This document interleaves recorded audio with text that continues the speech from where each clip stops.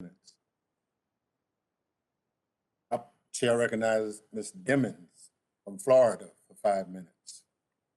Thank you so much, Mr. Chairman, and Secretary Mayorkas. Thank you so much for being with us. It's great to see you and to have you in your position. I am very pleased to see the administration's announcement of the national strategy for countering domestic terrorism this week. As you know, we all must, especially on this committee, be truthful about the threats we face. And it is clear that domestic terrorism is an urgent threat the United States faces today. While we in Congress survived the attack on our Capitol, everyone, as you know, Mr. Secretary, did not. And we should do everything in our power to thoroughly investigate it and ensure that while we are here doing the people's business, that we, our staff members, and the people who work in this building are safe. And how can we forget the law enforcement officers who were beaten down that day and gave all they had to, as they say, hold the line?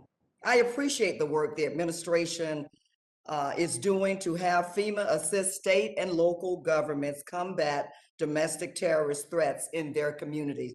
This year, the notice of funding opportunity for fiscal year 2021 for FEMA State Homeland Security Grant Program and Urban Security Grant Initiative included domestic terrorism as a new national priority. Secretary Mayorkas, can you explain the significance of this change in the Homeland Security grant programs and how you think its impact will be?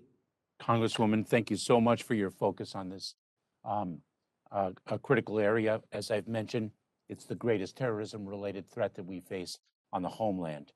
We require grant recipients under the program that you identified to dedicate at least $77 million to this effort.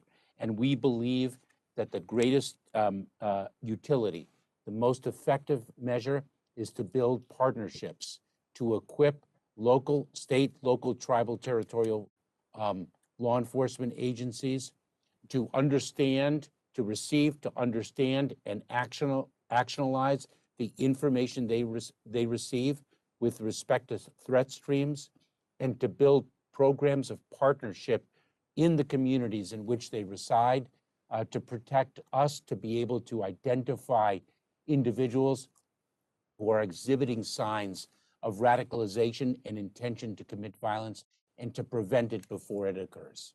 Mr. Secretary, thank you so much for that. But by the same token, as the chair of the Subcommittee on Emergency Preparedness, Response, and Recovery, I am greatly disappointed to see that the department proposed a decrease of $15.3 million to the Urban Area Security Initiative Grant Program, one that I, as a local official, local police chief, certainly depended upon. The department's budget justification states that the proposed reduction will have a minimal impact on accomplishing the goals of UASI. Mr. Secretary, how did the department engage jurisdictions, local law enforcement organizations, and emergency managers to determine that a $15.3 million cut would have a, quote, minimal impact on accomplishing the goals of UASI? A three-part answer, if I may, Yes. Congresswoman. And certainly I recognize your distinguished service as a chief of police before becoming a member of Congress. Number one, I immediately halted, when I came to office, a significant diversion of UASI funds that was planned by the prior administration.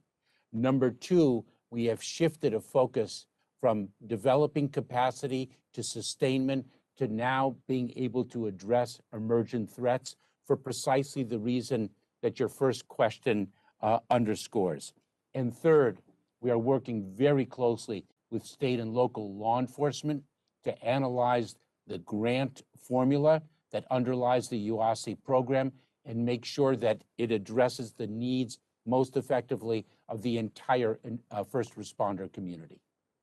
Mr. Secretary, I am out of time. Thank you so much. Mr. Chairman, I yield back.